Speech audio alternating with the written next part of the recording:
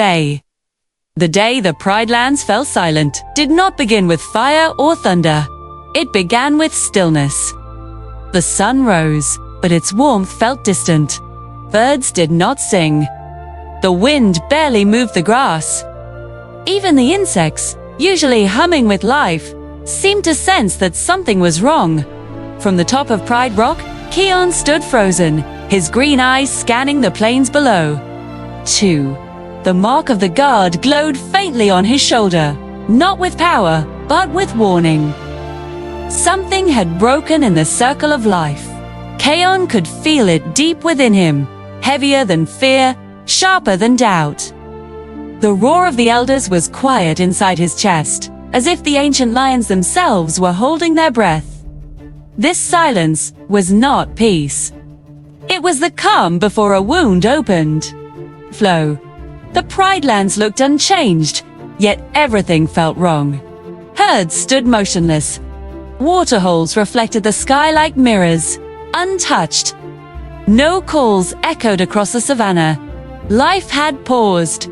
Simba approached his son slowly, sensing the same unease. "What do you feel?" he asked softly. Kion struggled to find the words. Light. "The land is afraid," he said. "Not of an enemy, of something worse."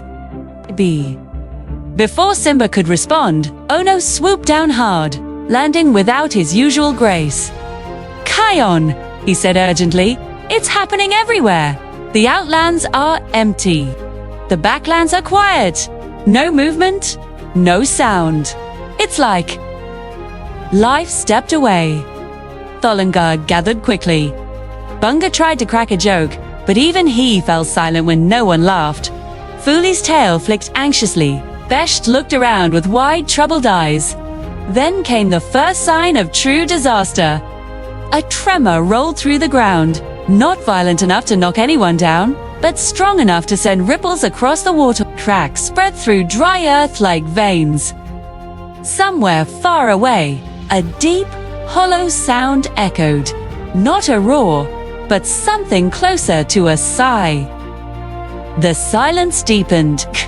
Animals began to panic, not with noise, but with frantic movement.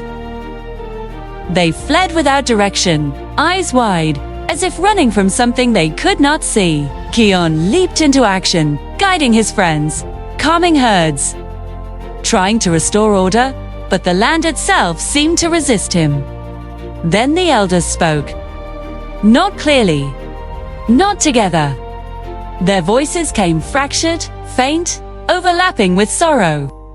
The balance has been wounded. The roar has been silenced by fear. Kion's heart pounded. "What does that mean?" he whispered. Before an answer could come, darkness spread across the plains like a shadow without a source. Plants wilted, water receded. The Pride Lands, once bursting with life, began to feel hollow, empty. And then it happened. The roar vanished. Kion felt it leave him like air ripped from his lungs. The ancient power that had always pulsed inside him went completely silent. Staggered, collapsing to the ground as pain surged through his body. The mark of the guard dulled, its glow fading to nothing. The Pride Lands fell silent because their guardian had been stripped of his voice. Fear spread faster than any enemy ever could. Whispers turned into panic. Some animals cried out, others turned away, unable to face the truth. The Lion Guard stood around Kion, shielding him, but even they could feel the loss. Without the roar, without the balance it protected, the Pride Lands were vulnerable in a way they had never been before. Enemies sensed it immediately. From beyond the borders, shapes began to move. Rogue lions, jackals, and scavengers crept closer, emboldened by the unnatural quiet. They did not attack right away. They waited, feeding on the fear, knowing time was on their side. Simba called a council, but this time there were no arguments, no raised voices. Only dread. The circle of life itself seemed to be unraveling, thread by invisible thread. Kion listened in silence, his head lowered. He blamed himself. If the roar was gone, then he had failed. Every warning he had ever ignored, every moment of doubt, every time fear had guided his choices instead of faith, crashed down on him at once. That night, the stars dimmed. Kion slipped away while the pride slept. He could not stay. Without the roar, what right did he have to lead? What right did he have to remain when the land was dying? He walked alone through the savannah, past places filled with memories. The tree where the Lion Guard laughed. The hill where his father taught him about the stars. Each step felt heavier than the last. At the edge of the Pride Lands, where the grass turned brittle and the earth cracked, Kion finally collapsed. The silence pressed in around him, unbearable. "I failed," he whispered to the darkness. This time, the elders answered clearly, not with power, but with truth. The roar did not leave because you were weak. It left because the land forgot why it trusted it. Kion lifted his head. Then how do I bring it back? By reminding the circle of life that protection is not sound, but sacrifice. At dawn, the enemies attacked. Without the roar, the Pride Lands stood defenseless. Chaos erupted as predators pushed inward, driven by hunger and hatred. The Lion Guard fought with everything they had, but they were overwhelmed. Simba and Nala defended the pride with fierce courage, yet even they began to tire. Kion returned at the darkest moment. He ran into the battle without hesitation, throwing himself between danger and the helpless. Using nothing but his body, his courage, and his heart. He took blows meant for others. He stood his ground even when fear screamed at him to flee. One by one, the Pride Lands saw him, not as a symbol, not as a weapon, as a lion who refused to let the silence win. As Kion stood battered and bleeding, refusing to fall, something shifted. The land responded, the grass stirred, water rippled. A low hum vibrated through the earth.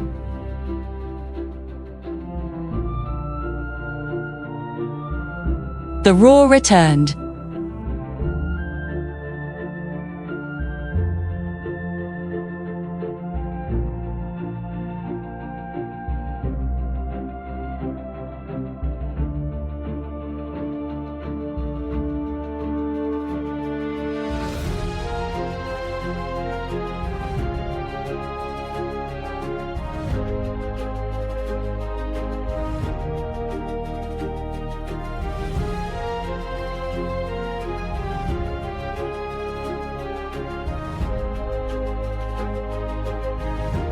Simba rushed to him, pride and relief overwhelming his voice.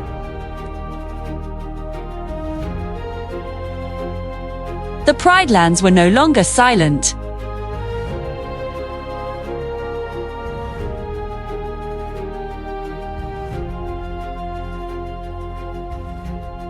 It taught everyone a truth they would never forget. Power could be lost. Voices could fall silent.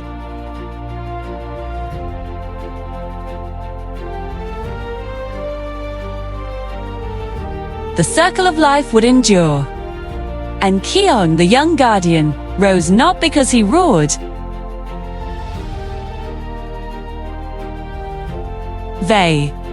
The day the Pride Lands fell silent did not begin with fire or thunder. It began with stillness. The sun rose, but its warmth felt distant. Birds did not sing. The wind barely moved the grass. Even the insects, usually humming with life, seemed to sense that something was wrong. From the top of Pride Rock, Kion stood frozen, his green eyes scanning the plains below. 2. The mark of the guard glowed faintly on his shoulder, not with power, but with warning. Something had broken in the circle of life. Kion could feel it deep within him. heavier than fear, sharper than doubt. The roar of the elders was quiet inside his chest, as if the ancient lions themselves were holding their breath. This silence was not peace. It was the calm before a wound opened. Flow.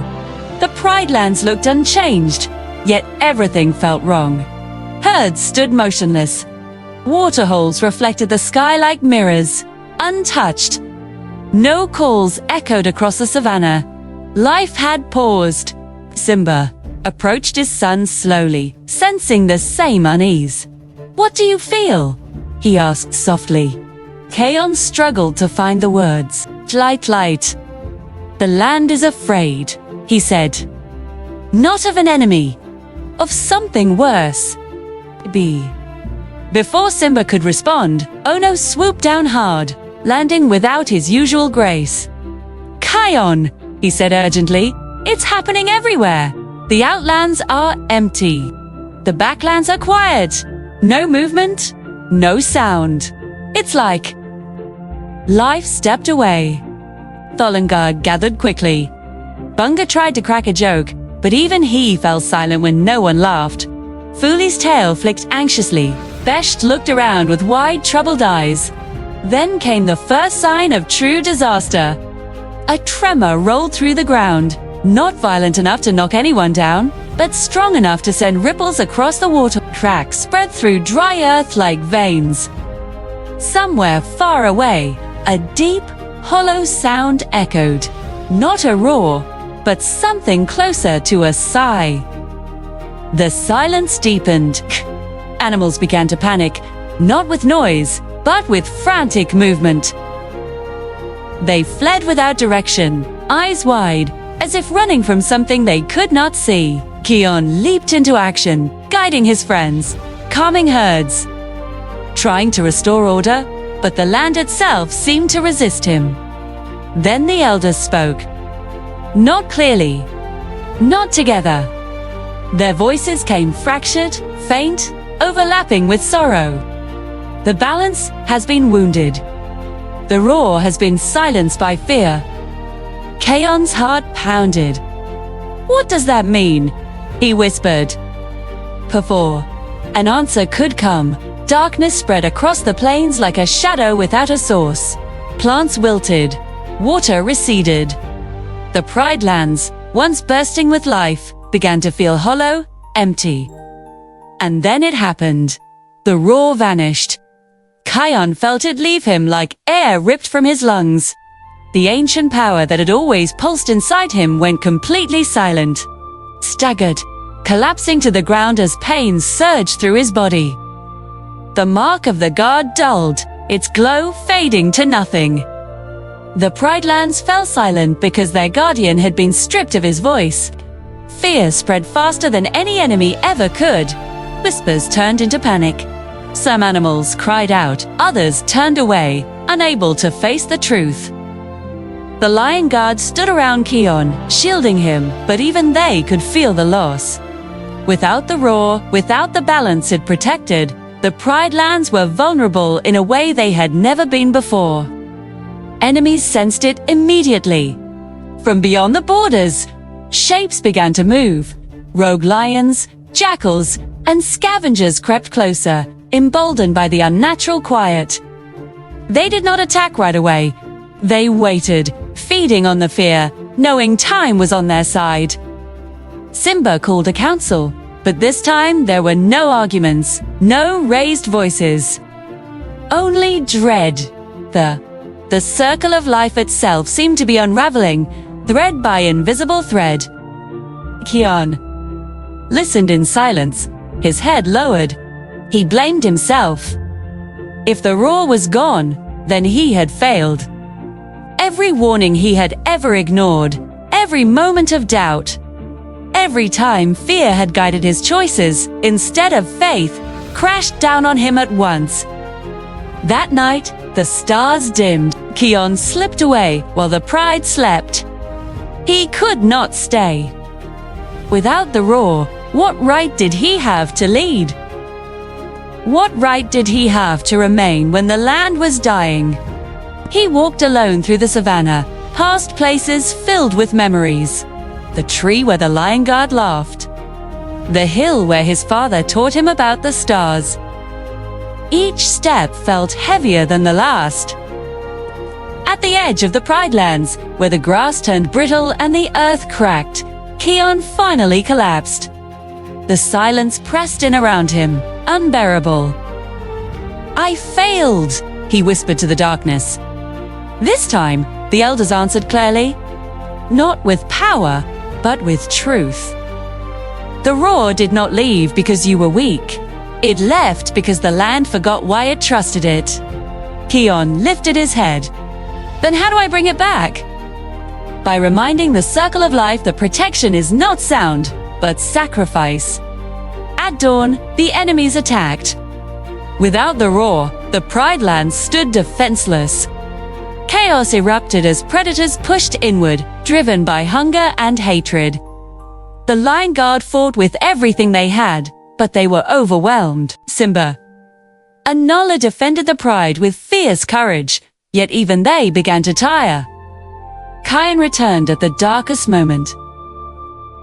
He ran into the battle without hesitation, throwing himself between danger and the helpless. Using nothing but his body, his courage, and his heart. He took blows meant for others. He stood his ground even when fear screamed at him to flee. One by one, the Pride Lands saw him, not as a symbol, not as a weapon, as a lion who refused to let the silence win. As Kion stood battered and bleeding, refusing to fall, something shifted. The land responded, the grass stirred, water rippled. A low hum vibrated through the earth.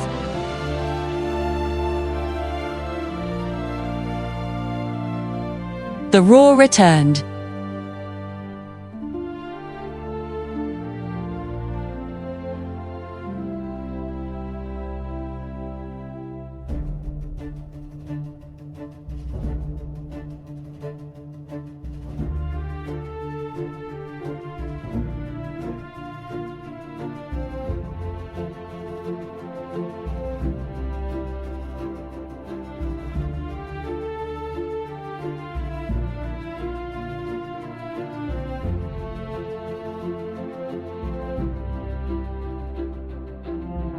Simba rushed to him, pride and relief overwhelming his voice.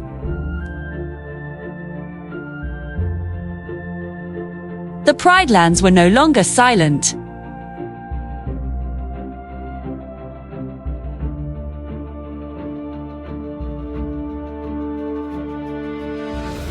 It taught everyone a truth they would never forget. Power could be lost. Voices could fall silent.